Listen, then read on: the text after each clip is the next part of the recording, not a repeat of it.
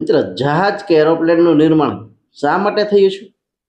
જો એ જહાજ બંદર કાંઠે પડ્યું રહે એમના માટે થયું છે, કે એરોપ્લેન એરપોર્ટ ઉપર પડ્યું રહે તો સુરક્ષિત છે, ક્યારે પણ ક્રેશ નથી થવાનું? પણ એવું નથી. એમનું નિર્માણ થયું છે હજારો કિલોમીટર કંઈક કલાકમાં કાપી શકાય, અને જહાજનું નિર્માણ સમુદ્રને પાર કરવા માટે થયું છે.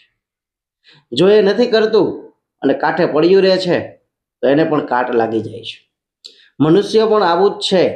એમનું નિર્માણ પણ સફળતાના શિખરો સર કરવા થયું છે, પણ એ ઘરે કે ઓફિસે પોતાને સુરક્ષિત માને છે અને કંઈ નવું સાહસ નથી કરતો, કંઈ નવું શીખતો નથી, એને પણ કાટ લાગે છે.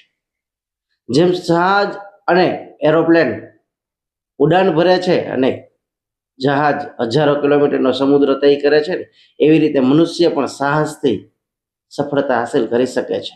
સુરક્ષા નહીં, સલામતી નહીં, પણ શીખવાની ધગશ અને કંઈક કરવાની વૃત્તિ અને અનંત ઉર્જા અને વિચારોથી મનુષ્ય સફળતા સર્જી શકે છે.